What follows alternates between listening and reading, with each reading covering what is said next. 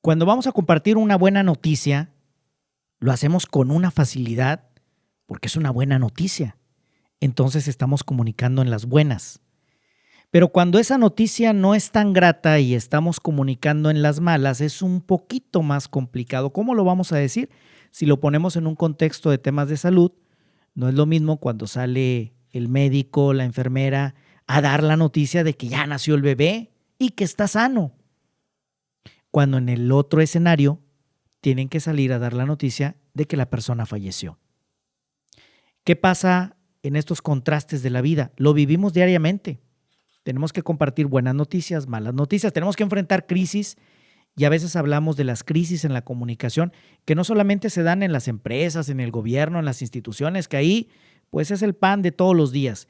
También en nuestra vida cotidiana, en las cosas más simples. A veces hay crisis que tenemos que comentar con la familia y nos alteramos y quizá ese alterar genera más caos de lo que realmente es la crisis y todo está en la forma de comunicarlo.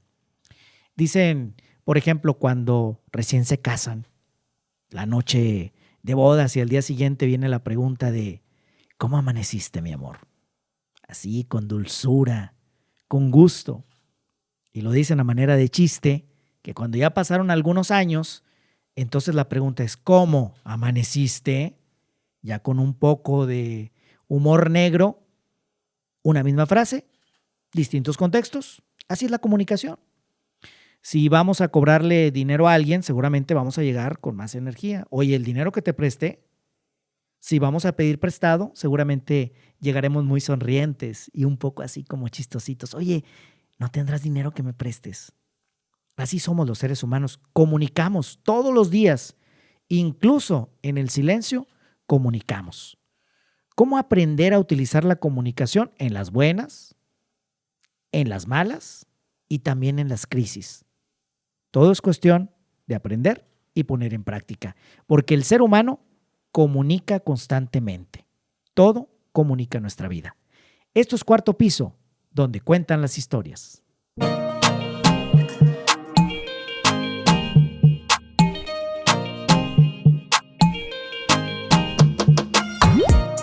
Hola, me da mucho gusto saludarles en este nuevo episodio de Cuarto Piso, donde cuentan las historias. Soy Armando Cavazos. Gracias a quienes nos siguen a través de las distintas plataformas, Fanflix, YouTube, y en las que estamos en audio como Spotify y todas las demás, que luego no me acuerdo. Por eso ya mejor nada más digo la primera. Y gracias también a mi equipo, gracias a César Coronado en la producción, David Martínez en la dirección de este espacio, aquí en el estudio número 4 de Base 3 Estudio. Y les damos la bienvenida, pero además les invitamos a que estén aquí con nosotros en esta mesa de conversación, en esta mesa en la que siempre aprendemos algo. Y hoy me da mucho gusto saludar a David Dorantes. ¿Cómo estás, David? Muy bien y muchas gracias por esta invitación, Armando. Oye, David, tú eres experto en temas de comunicación, pero también tienes una historia muy interesante y un poquito así como haciendo la numeralia. Tienes más de 20 años como consultor en comunicación, más de 24 años de experiencia en estrategia de marketing, más de 33 años en experiencia en los medios de comunicación. Eres una persona que vive feliz, el aquí, el ahora, y que además viajas ligero y has dejado a un lado los sentimientos de orgullo, vanidad y el apego. Es correcto. Que nos vas a platicar cómo le hiciste para que nos des algunos tips. Pero tu historia comienza en la Ciudad de México, que es donde naces. Es correcto. Y viajo ligero precisamente preparándome para el último viaje que uno debe de prepararse cuando uno se va de este plano astral y que debe irse con la menos carga posible. Y hablo de carga no precisamente de lo que traes en la mochila, sino aquellos grilletes emocionales, aquellas deudas emocionales que de pronto vamos cargando en el camino, y por eso viajo ligero. Pues sí, mi historia inicia, como toda mi vida, como un accidente, diría yo. Inicia en la Ciudad de México, allí es donde nací.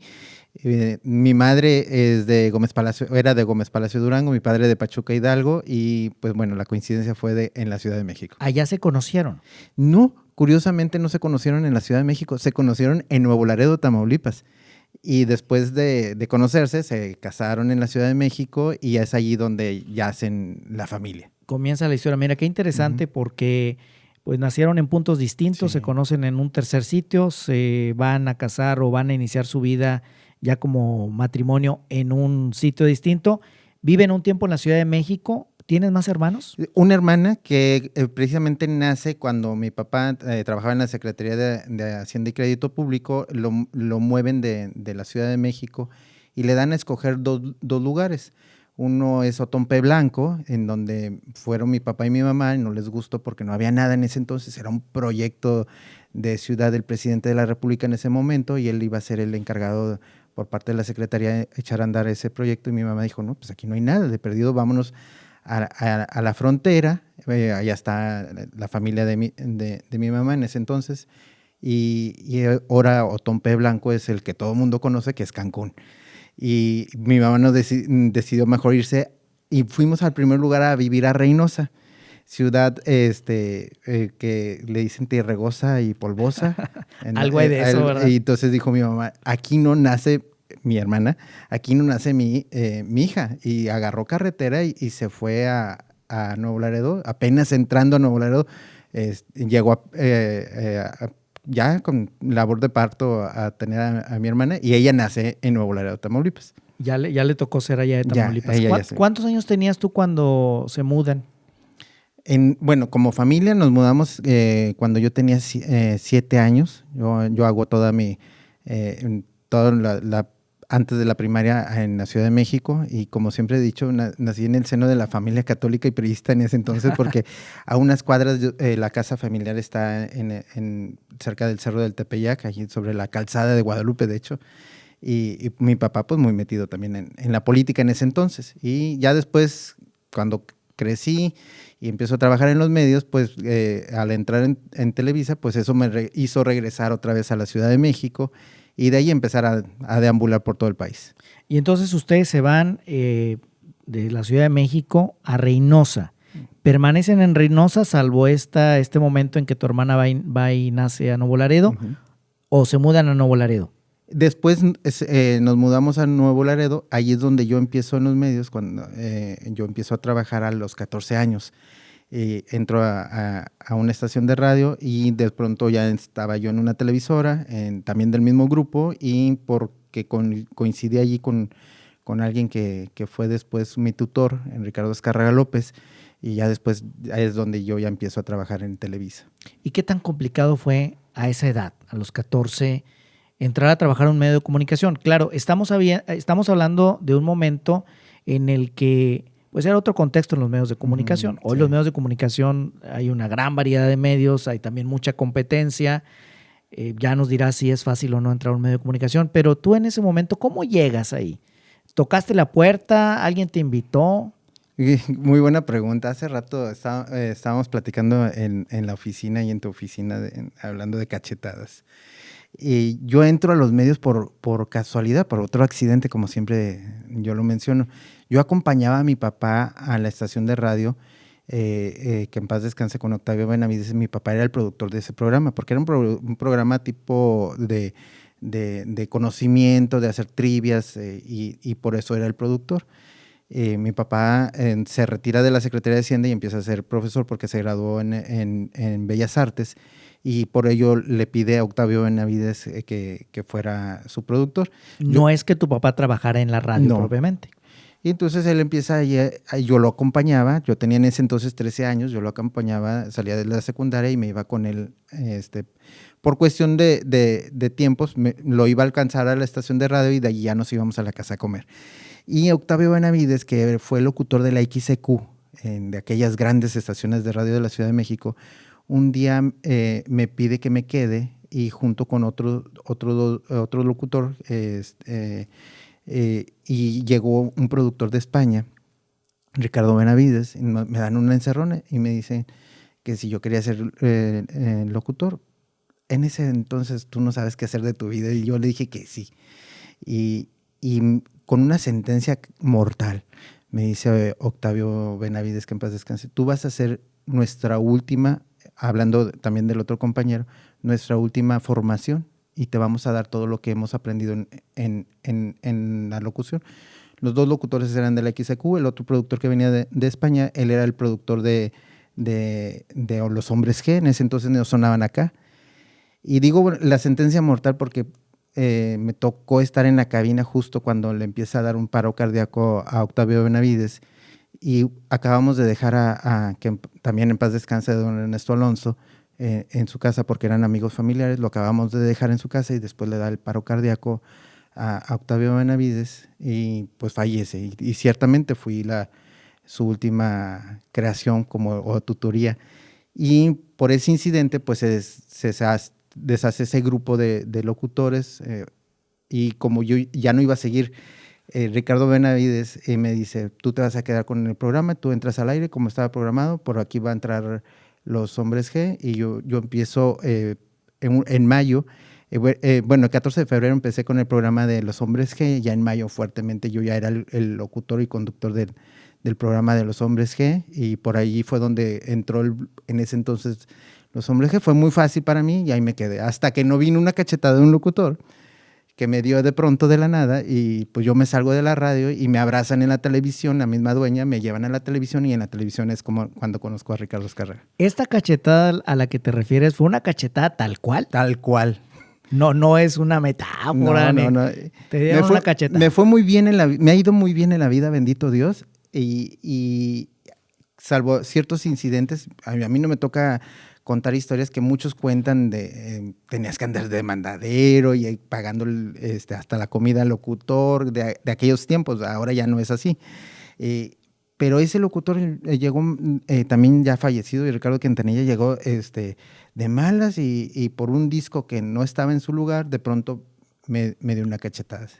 Se entera el dueño de la estación de radio, le habla a la dueña de la concesión, y pues ahí se hizo todo el drama. Pues yo ya no quería saber nada de medios, yo me regresé, yo quería estudiar arquitectura, y de pronto pues le habla la dueña de la estación, Ramoncita Esparza González, le habla a mi mamá, y es allí donde pues yo regreso, pero ya a la televisión. ¿Cuántos años tenías ya ahí en ese? Ya tenía 15 años. Mi quinceañera fue en la radio, precisamente. ¿O en la tele? No, en la radio. Dejé la radio después de eso en septiembre. Yo cumplo años en junio. Cumplo allí mi fiesta y todo, porque el club de los hombres que me hacen la fiesta de 15 años. Bien. Y luego ya en septiembre dejó la radio, y es cuando después entró a la televisión. Dirían tu presentación en sociedad, ¿verdad? Es correcto. Fue el seguimiento a la tele. Y luego llegas a la tele, ¿y cuánto tiempo estás ahí antes de irte a la Ciudad de México?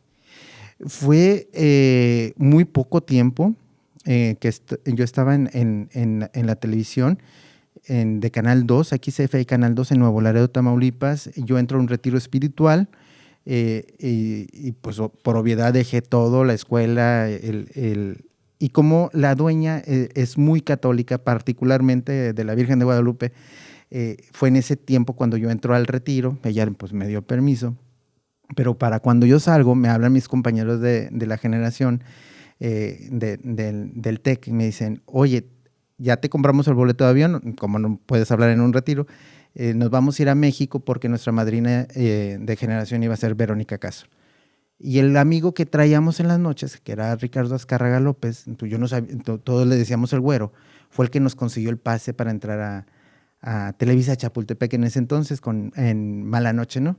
Y ahí fue donde después de ese encuentro, resultó que Verónica había trabajado en la oficina de mi papá y en la Ciudad de México, en la Secretaría de Hacienda y Crédito Público, y pues empezó la conversación. Ya después nos dimos cuenta que el güerito era Ricardo Azcárraga López.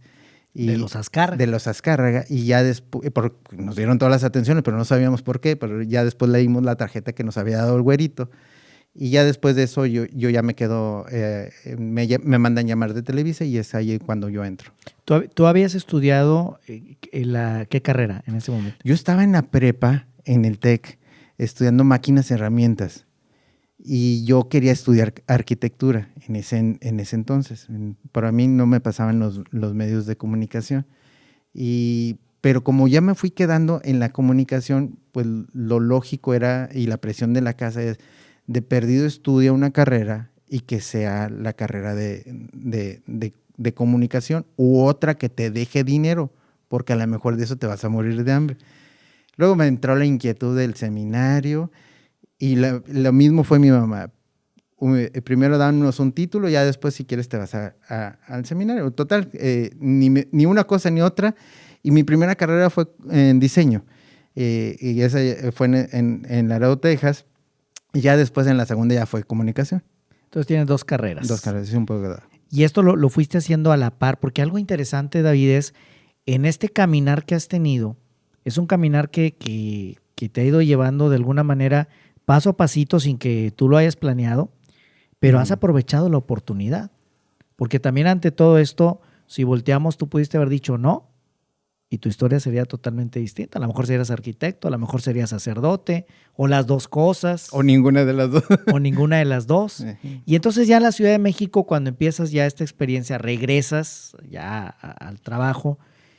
¿Qué haces? ¿Qué es tu primera actividad allá? Fíjate que yo de manera natural tenía, ya nos perdonamos los dos.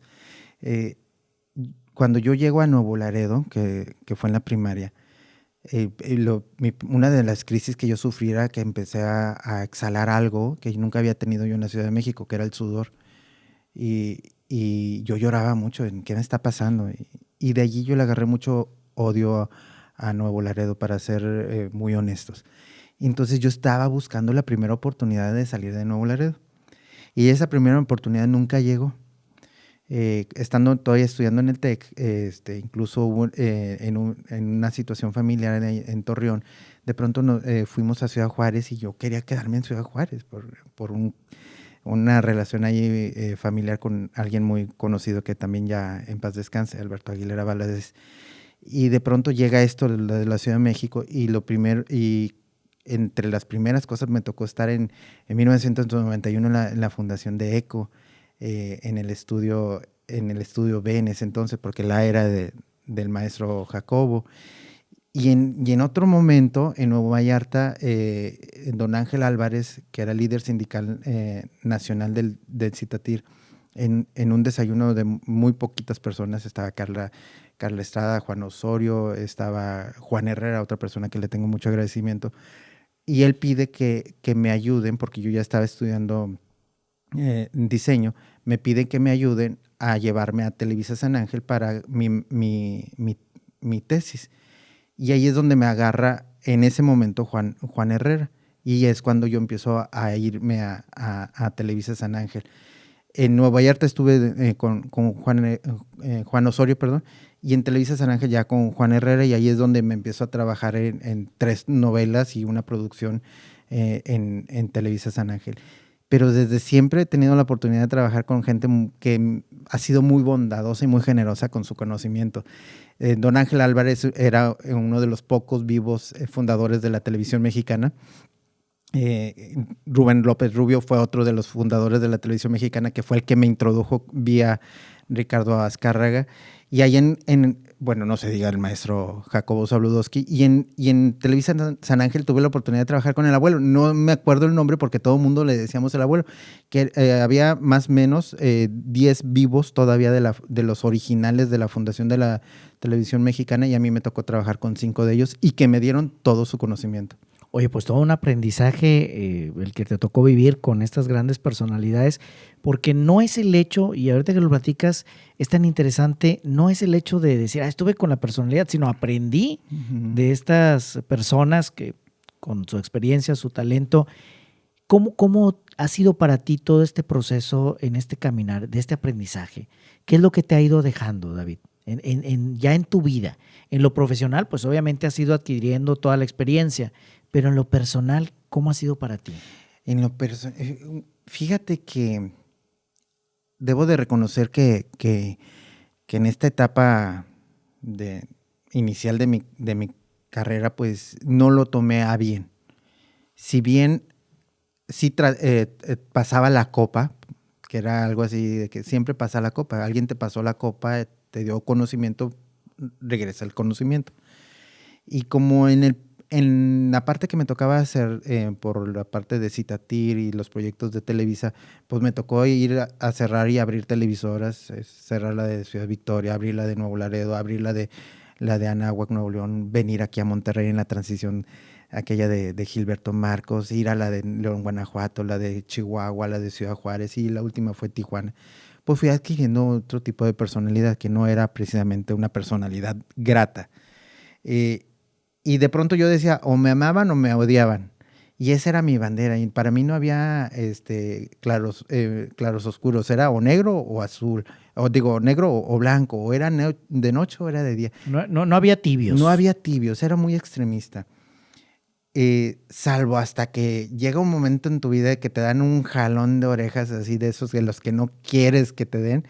Y es ahí donde yo renuncio a Televisa en el año 2000, 29 de junio del año 2000, y hago un cambio total de mi vida. ¿2000 qué? 29 de junio del 2000. Es que te entendí 2029 y dije, ¿cómo todavía no llegamos? Esperemos ya estés retirado. No, y es cuando yo hago un cambio total de vida, empiezo a conocer otro tipo de vida. Por ejemplo, allá en Guatemala que me fui, vi que había otro tipo de pobreza. Estuve yendo a Alcohólicos Anónimos sin ser alcohólico. Bueno, yo toqué la puerta diciendo, no me pueden condenar que no soy alcohólico, y si ustedes ni yo sabemos si puedo ser alcohólico. Y en las mañanas me iba a las alcantarillas de la Tapo con un fraile franciscano, ahí en la Ciudad de México, y en las noches iba todas las noches a Alcohólicos Anónimos. Ese cambio de vida que tuve, esa sacudida, de ahí fue donde, regresando a tu pregunta inicial, que todo lo que yo viví antes, lo estoy tratando de enmendar esos errores del pasado, de tratar de ser no solo una buena persona para los demás. Lo más importante para mí fue también ser una buena persona para mí, porque no me valoraba yo, y cómo podía yo valorar a los demás. Y yo decía que quería a todo el mundo, pero si yo no me quería a mí. Entonces desde ahí empezó un proceso, desde esa fecha del 2000, a tratar de reconstruir todo eso, y fue cambiar totalmente, radicalmente de vida. Tú hablas de perdonarte, reinventarte, Sí. desaprender para entonces reaprender. Reaprender. ¿Cómo aplicar esto? Porque, ¿qué nos ocurre, David?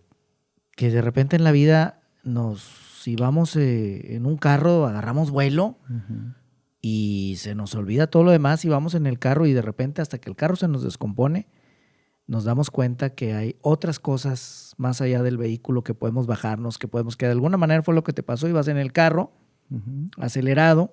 Muy acelerado. Muy acelerado. Y de repente pusiste un freno, te bajaste y te diste cuenta que había un paisaje que no habías apreciado.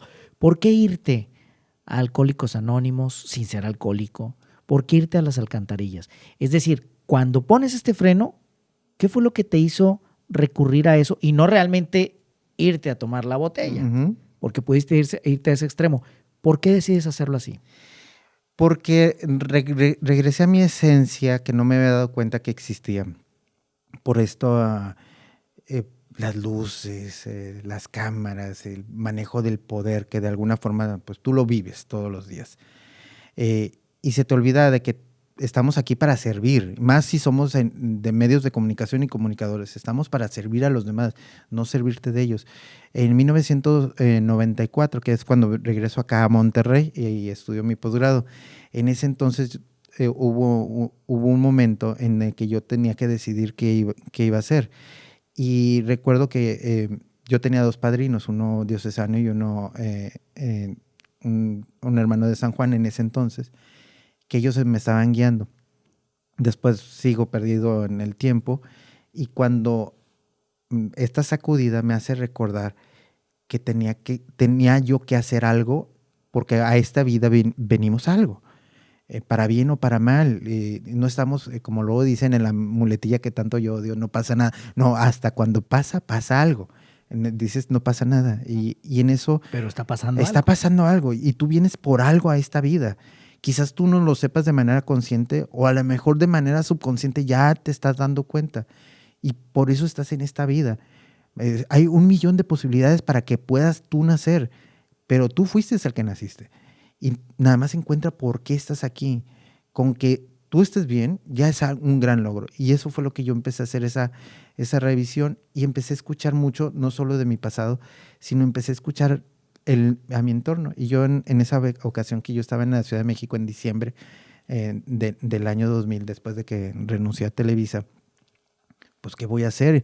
Ya me estaban pidiendo que llevara a un político. Yo ni sabía que había diputados locales, no sabía ni que había diferencia entre locales ni federales.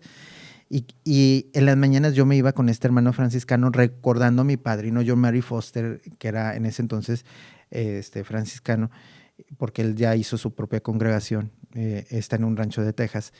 Y entonces yo me iba con este hermano franciscano a ayudar allá a la Tapo. Y yo intuía que mi tío iba todas las noches bañadito a una reunión de Alcohólicos Anónimos. Y un día, que como las reglas dicen allí, de pronto me dijo: "Oye, quiero hablar contigo, fíjate que yo soy alcohólico y me gustaría que me acompañaras a una sesión pública". Pues yo con gusto fui. Pero en la sesión pública lees los 12 pasos y uno de ellos es: no discriminarás, el número 1. Al día siguiente yo me baño y me voy con él. Dijo: "No puedes entrar porque ya no es sesión pública". Le digo: "Vamos, me van a dejar entrar". Y pues ahí me aventé una conversación con el líder de esa célula, y yo le dije: "No me puedes discriminar, número 1, tú me estás discriminando. Y no sabes si yo voy a ser alcohólico o no". Y créeme que aprendí mucho. No solo una vez con los, dentro de los Legionarios de Cristo hice un comentario. De hecho, aquí en algunos colegios estaban aquí algunos directivos, y hice un comentario y les decía: la verdadera humanidad, porque están ahí en pleito de que quién donaba qué y que los guaruras, cómo lo iban a hacer para la dinámica, que eso no sucede en este tipo de colegios, ¿verdad? Y luego de pronto yo hice un comentario: la verdadera humanidad yo la conocí en las alcantarillas de la Tapo, porque había una mujer embarazada en la que no salía de la alcantarilla, que era la que íbamos a cuidar. Todos los chemos, los que usan esta cosa que le llaman chemo, Sí. Limpiaban vidrios arriba, hacían mandados. Todos tenían como la encomienda de llevarle algo de comer o comprarle las medicinas a la mujer que estaba embarazada allá abajo de la alcantarilla. Y cuando les hago este comentario, pues se dieron la sentida: pues ¿cómo? ¿Estás diciendo que es mejor una mujer que está en una alcantarilla que nosotros? Pues es que yo lo viví. Y en la noche yo vivía como mucha gente rica, entre ellos estaba alguien bueno, tres famosos, y una de ellas estaba casada con un cantante, y ellos hablaban cómo habían perdido familias, fortunas, dignidad por el alcohol. Cuando yo estaba viendo eso, sin querer yo también me estaba identificando cuánto había perdido en todo ese tiempo de mi vida, que había sido yo una mala persona. Por eso traté de empezar a cambiar. Esa fue la gran experiencia que me dejó ese mes de diciembre del 2000, de estar compartiendo abajo y arriba la realidad y la realidad humana. Veías los contrastes. Veía los contrastes. Porque a veces en la vida vamos caminando igual en ese vehículo y tú ves tu camino, pero se te olvida el camino de los demás y las historias de los demás, de las personas. Cuando comentabas esto, a veces vemos a alguien en la calle y hacemos juicios. Uh-huh. Y qué interesante saber que pues una prioridad, muchos no sabían que esa monedita que estaban dando era para ayudar a una mujer embarazada. Se la dabas a alguien y esa persona pues iba y finalmente aportaba para la mamá y su bebé. Y es que es muy, muy grave eso. Las dos cosas. Uno no puede ir por la vida, no debería de ir por la vida sin escuchar hasta el trino de un ave, porque hasta eso puede ser una bendición que te puede cambiar el día, si creemos que hay bendiciones. Y esos prejuicios, como tú bien dices, aquí en Sintermes precisamente, tomé un diplomado con Gaby Vargas, una gran maestra de la imagen pública, y en el primer día el experimento fue cruzar aquí la avenida, todos de traje. No había tanto tráfico en ese entonces como ahora, hace más de 20 años, y fue un lunes a las 9 de la mañana y cruzamos todos y los carros se pararon. Al día siguiente era en pijama porque íbamos a hacer yoga y todo eso. Hicimos la misma dinámica a las 9 de la mañana, cruzar aquí la avenida, y ni un solo carro se paró. ¿Cuál fue la diferencia? No, bueno, en ese entonces sí había una diferencia entre lunes y martes. Hoy el tráfico aquí en Monterrey No cambia. Ya no cambia a cualquier hora. Fue la vestimenta. Y eso nos dejó muy marcado el aprendizaje de Gaby Vargas, de que como te ve, te tratan. Y es que desgraciadamente tenemos un lastre muy pesado en tu imagen física. No estoy hablando que solo en México, eso yo lo he vivido en toda Latinoamérica. Habrá otros países como Canadá o Países Bajos allá en Europa que no es así, pero aquí desgraciadamente como te ven te tratan, y yo a la fecha paso sin cruzando la calle sin mirar a ningún lado, y sigo con ese experimento de que lo aprendí con los indios Sioux allá en Cuatro Esquinas en Estados Unidos. Si te ven con seguridad, tú cruzas la calle y se van a parar el tráfico, pero es como te ven, te tratan. Desgraciadamente, mucha percepción es de lo que vive nuestra sociedad mexicana. Y a veces hay quienes dicen, es que no debería ser así. Bueno, en lo ideal no debería de ser No así, debería ser. pero así es. Y eso también habla de cómo nosotros en el tema de comunicar, un poquito en esta línea que manejaba al principio, pues tenemos que aprender a comunicar y a comunicar lo que somos, que eso también es complicado, porque si vamos a movernos en un ambiente, pues tenemos que jugar, dice un amigo, hay que jugar los personajes que nos toca vivir. Fíjate que tú decías algo muy cierto en la entrada y eso es una clase magistral para los que estén estudiando comunicación. Los matices de cómo comunicar, cómo todavía te amaneciste. Y esos matices no solo de la entonación de la locución. Regreso a lo que decía, si tú no estás atento a estar escuchando tu entorno, no te vas a dar cuenta que no es igual el cómo amaneciste en este momento. A lo mejor está de malas tu pareja y tú le haces esa broma y pues no le va a caer nada bien. Pero si todos los días te lo digo, sí, pero resulta que ahorita tu pareja trae otras condiciones que tú no lo percibiste. Y esto lo traigo a relación de lo que tú decías de reaprender, es que lo aprendimos de bebés. Y nomás siempre cuando trabajo en coaching con los personajes públicos, lo primero que se memoriza el bebé es el rostro. Y desde allí empieza a descifrar el rostro de la figura materna o paterna. No estoy hablando de mamá, papá. Lo que él cree, ese bebé, que es la figura paterna o materna. Ah, viene enojado, no le hago berrinche. No viene enojado. Ah, viene queriendo, le hago el berrinche. Y cuando lo expongo, dice, ah, sí es cierto, mi hijo de tantos años me manipula. Pues no es que te manipule, tú estás comunicando, pero eso sí ya lo traemos desde bebés.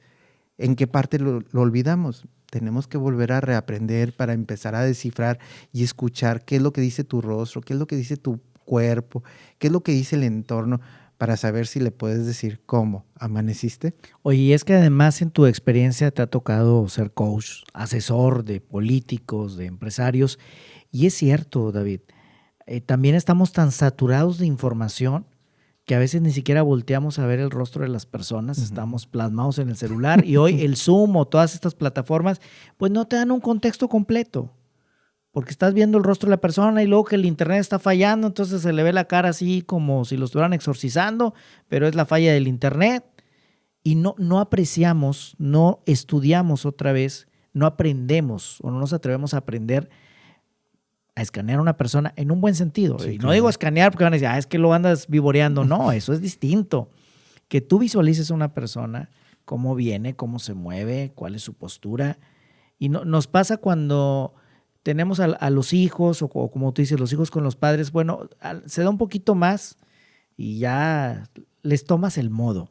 Más que manipular, a veces es que le tomas el modo en el trabajo. Si aprendes a leer al jefe, pues entonces ya sabes en qué momento pedirle un permiso, en qué momento decirle que la regaste, ¿sí? Y al final si la regaste, pero no es lo mismo que se lo digas en un mal momento que en un buen momento. ¿Cómo podemos nosotros reaprender a comunicar si es algo que hacemos todos los días? Porque parece tan complicado. Y es complicado. Los grandes problemas que tiene la humanidad es por la falta de una buena comunicación. Y veamos el conflicto de Afganistán. No es otro más que una falta de comunicación correcta. Y si lo aterrizamos aquí en nuestra realidad, el WhatsApp. ¿Cuántos problemas se ha generado? Híjole. Nada más porque yo te dije de este tono, pero el interlocutor lo leyó de otra forma. O porque lo escribiste en mayúsculas, el otro piensa que ya lo estás gritando. Se me atoró el dedo y a lo mejor por eso se fue en mayúsculas. Y ese pequeño detalle que es de diario, con el WhatsApp, ya te lleva a otro proceso no en un buen escenario de la comunicación. Sí es muy importante. ¿Y qué tiene que hacer uno? Pues poner atención. Insisto mucho de escuchar, de hacer mucha escucha. Oye, pues a lo mejor a ti no, Armando no le parece mal que yo le ponga con mayúscula, pero nada más a Armando no le parece mal, entonces yo ahí le puedo escribir con mayúscula en el WhatsApp, pero a otro pues sí se encabrita y pues ya no le pongas con mayúscula. O ya no le mandes buenos días, la imagen de todos los días, que sobre todo en los grupos de WhatsApp, Híjole. mandan todos los días. Bueno, si sabes que a esa persona no le parece, no le mandes eso. Porque también tenemos que tener en cuenta que hay 3 tipos de personas: la visual, la auditiva y la kinestética. Pues a lo mejor tú nunca me vas a mandar un mensaje escrito, me vas a mandar audios. Ah, porque eres auditivo. ¿Qué es lo que tengo que hacer? Mandarte audios. Y desde ahí ya estás evitando problemas de comunicación. Oye, pero ¿para qué me estás marcando directamente? Bueno, a ti no te gusta recibir la llamada telefónica. Un mensaje de texto no te va a quitar mayor tiempo que el hacer esto, y sí te puede meter en una complicación. Insisto, estar muy atento de todas esas señales. Oye, y luego si le agregamos ahorita que seas los emojis, los stickers, porque luego ocurre que cuando en el caso del WhatsApp, siguiendo en este ejemplo, a veces el emoji se ve distinto en el celular que en la computadora. Cuando usas el WhatsApp web, cambia el emoji, curiosamente. Y te digo porque hace ratito estaba usando un emoji que trae unos espirales en los ojos. Y cuando lo veo en la computadora, lo mando desde el celular y luego abro el WhatsApp web y me doy cuenta que en la computadora se ve X. Fíjate. Entonces, pues a quien le llegó, a lo mejor le llegó con las X y no con los espirales, que era para mí una cara de sorpresa. Y ya cambió totalmente el contexto y el sentimiento y la reacción de la otra persona. Y tienes razón en eso, fíjate. Estamos hablando de WhatsApp normal a WhatsApp web, pero todavía si lo pones entre el WhatsApp en Android y en WhatsApp iPhone cambia. Yo en mi teléfono, porque estoy estudiando Hangul, traigo el teclado de Hangul. Y no solo cambian los emojis, sino que también tienen otro tipo de significado. Yo antes tenía la costumbre, porque ya tiene mucho que no me enojo en esto que has hablado de mi proceso, trato de estar siempre en mi centro y para no decir una mala palabra, yo decía ¡shh! Pues resulta que ahora que estoy estudiando Hangul es uno de los peores insultos que hay allá en Corea del Norte, de hacer ese tipo de sonido. Y eso es Corea del Sur, perdón. Y eso es lo que uno tiene que ir aprendiendo. ¿Dónde debes de aplicar qué, con quién, en cuál es el contexto para que no puedas tener una falla en la comunicación? ¿Y cómo lograr tener una buena comunicación en situaciones buenas, malas y de crisis? Porque debe de haber una, pues no a lo mejor una fórmula mágica, pero sí puntos que son iguales en cualquiera de los 3 casos.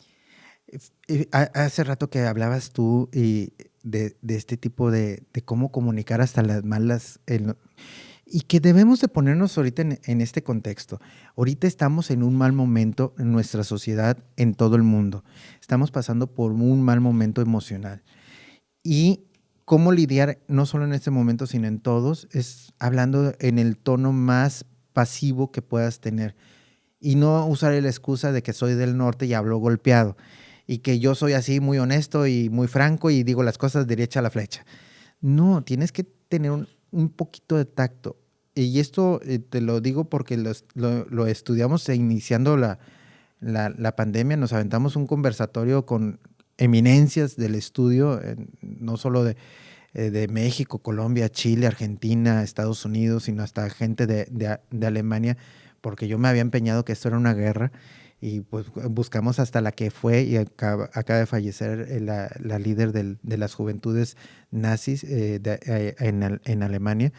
Y nos dieron todos sus puntos de vista y nos dimos cuenta que íbamos a entrar en un proceso alterado de nuestra sociedad. Y ahí nos dijeron, y estoy hablando del 23 de marzo del año pasado, del 2020, el gran tema de la mujer va en retroceso. Van a haber mujeres violentadas, el violador va a estar en su casa, no va a haber denuncias, va a pasar esto y lo otro. Y eso todo lo hemos visto reflejado durante este año. Si estamos en un proceso alterado, simplemente, tú que ya padeciste COVID, como muchos otros, a ti te ha ido bien, a otros no les ha ido bien. El problema de la oxigenación que produce el COVID, algún estrago te va a generar, pero principalmente es ansiedad. Y esa ansiedad te lleva a un estado alterado. Lo que tú le digas con un tono diferente, inmediatamente lo vas a aprender para el lado negativo, o la vas a aprender. Lo mejor es que hables de un tono neutro, más pasivo. Tú que eres maestro de locución, pues debes de saber, habla en un tono pasivo. Sí, porque estamos en una situación atípica en la que estamos viviendo momentos atípicos. Ya sé que te dio el COVID, el simple encierro. ¿Con ese tienes? Es una cuestión que ya, a menos, y dice, hay personas que dicen, a mí me gusta estar encerrado. Sí, hay quienes, pero la mayoría de las personas estamos acostumbrados, no a que andemos afuera todo el tiempo, pero por lo menos a una interacción distinta. Y de repente tuvimos que encerrarnos y había grupos de la sociedad que no podían ni salir, adultos mayores, mujeres embarazadas, los niños, y había que tenerlos encerrados, contenerlos. Pues claro que hay una alteración en su reacción. Alguna. David, en este momento, tú estás aquí en Monterrey, ¿sí? Estás en Posta. Sí. ¿Cuánto tienes en este medio?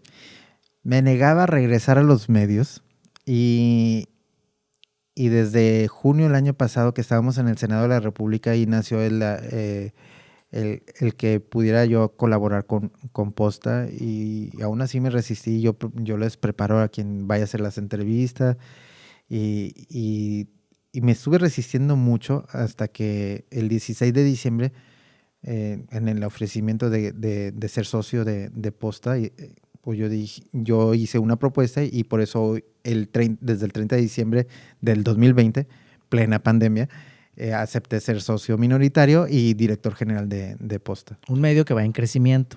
Sí, y totalmente nativo digital. Hay que decirlo. Bueno, y yo te quisiera preguntar, hay un momento que nos gusta aquí en Cuarto Piso hacer esta pregunta. Actualmente tienes 49 años. Punto 50. Sí, punto 50. Ya estás entrando al quinto piso. Sí, se vale decirlo. Con mucho orgullo. Sin orgullo, pero sí festejando el cuarto piso. Está bien. Porque el orgullo, perdón que te interrumpa, el orgullo es parte de esos grilletes emocionales que uno tiene. ¿Cuántas guerras en el mundo, cuántos odios, cuántos divorcios se han dado por el orgullo? ¿Y el orgullo qué es si no es más que tener anclado un sentimiento y a veces a nada? Soy orgullo de ser mexicano. ¿Y cuál es el orgullo? Yo no soy azteca, no soy maya. Si fuera indígena, a lo mejor sí sería muy orgulloso. He trabajado con muchas comunidades indígenas recientemente con la Tarahumara y los Rarámuris allá en Chihuahua. Pero ese sí tiene un arraigo muy fuerte. Pero el orgullo normalmente es el orgullo de la familia. ¿Y de qué te agarras del orgullo? Y por eso te vas a bronquear en la calle porque me ensillaron el nombre de tu familia. Punto. El orgullo son parte de esos grilletes. Pero sí, muy felizmente, estoy en mis últimos momentos de mi cuarto piso. Felizmente, para no entrar como dices ahorita, vamos a bronquear. Muy bien, felizmente ya entrando al quinto piso. ¿Qué pasaría si tú te encontraras a David Dorantes de hace 10 años, el que está entrando en el cuarto piso? ¿Qué le dirías? ¿Qué te gustaría decirle? Siempre digo, ahora que están tan de moda las series de viajes en el tiempo y que se encuentran y bueno, te voy a poner en ese momento, hace 10 años, ¿qué te gustaría decirle con la ventaja de que ya sabes lo que pasó en los 10 años hacia adelante? ¿Qué le dirías o qué no le dirías? ¿Qué le diría? Que ojalá y que haya podido ayudar a los más que haya podido ayudar y que ojalá y hubiera sido lo más feliz que haya podido ser feliz.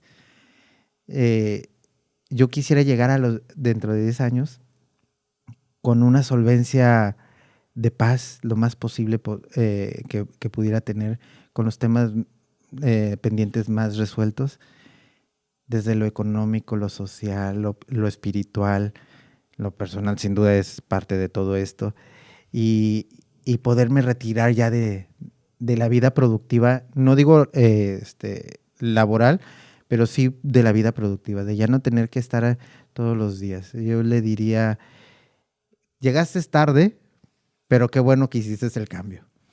Esto era algo que leía en tu storytelling, en tu presentación, decías, tarde para empezar a vivir, pero lo importante pues es que estás empezando a vivir. Es decir, si lo aplicamos, a veces uno puede decir, es que ya voy tarde.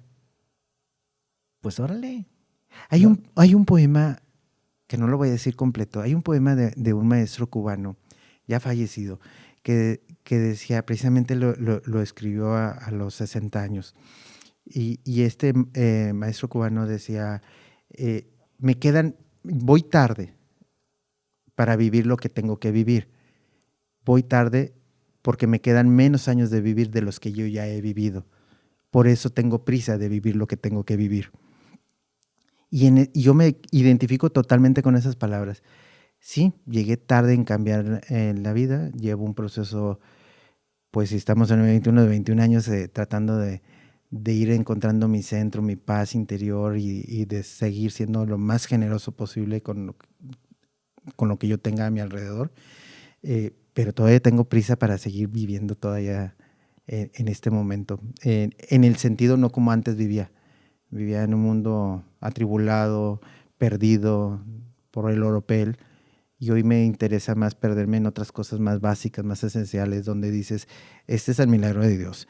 Donde ver un amanecer de Santiago, que es donde vivo, eso no lo cambio por nada. De hecho, yo vivía aquí en Monterrey y me acabo de ir a Santiago a estar en contacto con la naturaleza, con esos milagros diarios que te da la vida.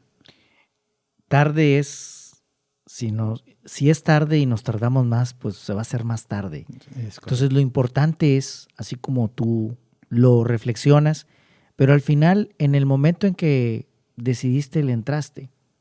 Y a veces yo escucho personas que dicen, no, hombre, es que yo ya para qué. ¿Y por qué no? ¿Por qué no? Pues si ese es el momento, dale para adelante. Y este poema creo que nos deja esa reflexión de que le entremos. Si estamos en el 4º piso, si estamos en el 5º, en el 6º, no nos agobiemos. Uh-huh. Vamos a darle hacia adelante hasta donde tengamos que darle. Al contrario, vamos a gozarlo. Así es. Pues David, ¿dónde te podemos localizar? En redes sociales. Tienes varias redes sociales, bien activo. ¿Tienes Facebook? Facebook, fanpage, Twitter, Instagram.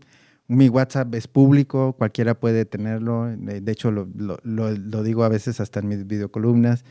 Mi página web. En tu página web, que es daviddorantes.com. Ahí podemos tener acceso a los diferentes, a las diferentes redes sociales. Ahí podemos encontrarlas. Pero básicamente, pues no le batallamos. Te buscamos como David Dorantes. En algunas lleva un punto, en otras así va de corridito. Pero David Dorantes, ahí en las redes sociales te podemos encontrar. Sí, incluso aprovechar la blogosfera de entrar en contacto directo. Desde luego tengo gente que me ayuda para todo mi ecosistema digital. Más o menos son 50,000 usuarios. Pero yo estoy al pendiente directamente de contestar cualquier cosa que manden en las redes sociales, y aprovechando porque las voy a cerrar el 29 de junio del año que entra con motivo de mis 50 años, voy a cerrar todas mis redes sociales. Entonces hay que aprovechar porque ya se van. ¿Las vas a cerrar o ya no vas a publicar? ¿O se cierran? Ya no voy a publicar nada. Ya no voy a publicar nada precisamente por lo que tú estás diciendo. ¿Cuánto nos estamos perdiendo? Y ya no hablo de las nuevas generaciones millennial, nosotros mismos e incluso hasta los baby boomers, por estar metidos en el celular, cuando nos podemos aventar una muy buena conversación, como en este caso contigo aquí en 4º piso, o un café o una llamada telefónica, por estar metidos en el celular, en el WhatsApp, en el Facebook o en el Twitter. Por eso me voy a alejar de las redes sociales. Me recuerda una experiencia que platicaba un fotógrafo. Lo he compartido ya en varias ocasiones, que subió a un cerro a ver el amanecer. Y entonces cuando baja, ¿verdad? Y platica que un amanecer muy hermoso, le preguntan, oye, pues a ver las fotos. No tomé ninguna foto. ¿Cómo que no tomaste ni? Pues si tú eres fotógrafo y tienes cámaras que toman las mejores fotos. Y sí la llevaba la cámara. Pero entonces él dice, es que cuando llegué allá, me di cuenta que tenía 2 opciones. Perder el tiempo acomodando la cámara y enfocando, desenfocando, buscando el mejor ángulo, o sentarme y contemplar completamente el amanecer. Yo opté por la segunda. Y yo sigo optando por la segunda. Y así en la vida hay que optar por esos momentos. Sin duda. Y acabo de poner una historia en mi Instagram que alguien que fue mi asistente en un canal de televisión que arranqué en Texas, en Brownsville, Texas, sube una historia de que se muere alguien. Y pues mi reacción fue, ¿estás bien? Y me dicen, pues es que era mi amiga y de pronto un accidente y se murió, una amiga de 20 y tantos años. Y el COVID nos ha arrebatado a N cantidad simplemente antes de venir aquí estaba recibiendo la noticia de 2 personas muy cercanas a mí. Y también la inseguridad también nos ha arrebatado a mucha gente. Y yo ponía una historia, ¿saben por qué digo lo que pienso? Obviamente positivo, de las personas. Yo cuando algo de pronto siento te quiero, te admiro y lo hago hasta público, porque nunca sabes cuál es el último momento, ya no de tu vida, sino incluso de la persona a la que le estás diciendo. Y se puede ir sin que supiera, a lo mejor hasta que tuviera una mala idea que tú tuvieras de esa persona. Y te la pongo con algo muy, muy, muy personal. Mi mamá y yo teníamos una relación muy dura. Yo fui la copia de mi madre, éramos muy, muy recios. Mi mamá, nacida en Torreón, criada en Juárez y con un orgullo muy altivo, como si fuera de Parral, Chihuahua. Y fue una mujer muy echada para adelante, muy dura. Y yo me hice en esa dureza. Y de pronto por eso no nos hallábamos mucho. Y de pronto yo quería regresar acá al norte. Yo estuve viviendo recientemente en estos últimos 6 años en Tepic, Nayarit, 6 meses, luego 6 meses en Ecatepec, Metepec en el Estado de México, luego asesor del gobernador de Tabasco, 6 meses allá en Tabasco, luego en Oaxaca y luego regresé a la Ciudad de México. Y yo quería regresar al norte porque yo ponía hasta en escritos, tengo que cuidar a mis papás y tengo que cuidar a mis papás. Y la primera vez que yo le dije a mi mamá, verbalmente, te amo, la verdad es que yo estaba hasta temblando del miedo de cómo le iba a decir te amo. Lo había escrito muchas veces, pero nunca se lo había dicho en persona. Ay, David, ¿qué traes? Ya tuviste broncas, ¿verdad? La segunda, te amo. Ya más ligero. Y mi mamá, ¿todo bien? Y en la tercera, te amo. Y ya fue cuando me contestó, yo también, hijo, cuídate. Si estoy en el 4º piso, pronto al 5º, más de 40 años que yo nunca le dije a mi madre, te amo, en persona, y de pronto cambió todo, sin saber que un año después ella se iba a ir. Y yo estaba asesorando al rector de la Universidad de Chihuahua, la Universidad Autónoma de Chihuahua, y como ellos cumplen años de casados el 15 de septiembre, pues yo me vine de Chihuahua hasta Nuevo Laredo para estar con ellos. Yo ni para las fiestas, porque mi 24 de diciembre y mi 31 me la pasaba en la televisora. Chamba. Sí, chamba. Me la habían quinceado porque era el más jovencito y ahora te quedas. Entonces yo ya no vivía, y luego mi posgrado es mercadotecnia. Todas las fechas para mí son para vender con esa formación. Pero luego me empeñé a todas las fiestas familiares, estar los cumpleaños y en la aniversario de boda. Yo llego de Chihuahua y me dice mi papá, tu madre la voy a llevar al hospital, está amarilla. Y total, dije, ok, me dices cómo está. Mi mamá como enfermera odiaba a los hospitales y a los médicos. Y enfermera retirada, total que me dice, ya la van a internar. Le dije, oye, yo una revisión. Dice, no sé, la van a internar. Me dejé ir inmediatamente. Si yo no me hubiera venido por el aniversario de mis papás, desde Chihuahua manejando hasta Nuevo Laredo, pues yo no hubiera estado en ese momento. Me fui luego al hospital. Su primera vez que ingresó después de darnos a luz, regresa 3 meses y después fallece. Nunca me arrepentí de haber dicho ese primer te amo. Porque todos los días estuve allí metido en el hospital con mi mamá, dejé todo, clientes, proyectos, y allí me las viví sentado. Cuando todavía nos dejaban entrar al hospital, ahora por el COVID no, ahorita no se puede. Y todos los días era estarle diciendo te amo y empezar a rehacer nuestra relación, que no sea tarde para los demás. Pero además ese te amo, ese primer te amo, que no tuvo la respuesta tan suave que esperabas, pero no quitaste el dedo del renglón. No. Porque también en la vida a veces quitamos el dedo del renglón y hay que insistir. Hay que insistir. No sabes cuándo se te va a ir a esa persona. O tú no sabes cuándo te vas a ir y nunca le dijiste un simple te amo, que no cuesta me la vivo diciendo a todo el mundo gracias, pero porque yo no sé si voy a tener la oportunidad, como te agradezco esta oportunidad. Yo no sé si más adelante voy a tener la oportunidad. Acabo de estar con el cronista de la ciudad de Bustamante, en Nuevo León, y al último le decía Namaste, porque yo veía en él su Dios interno, y yo esa oportunidad que tuve con él de conocerlo, y pudiera ser una persona común, es una persona común, pero si no eres agradecido hasta de esos pequeños momentos, pues no puedes estar agradecido ni con tu ser, ni con tu divinidad, creas con quien creas.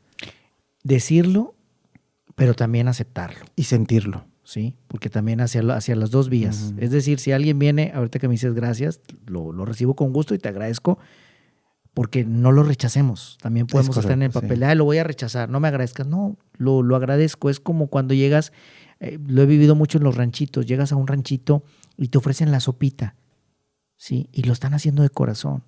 Y a veces uno puede decir, ay no, porque es lo único que tienen.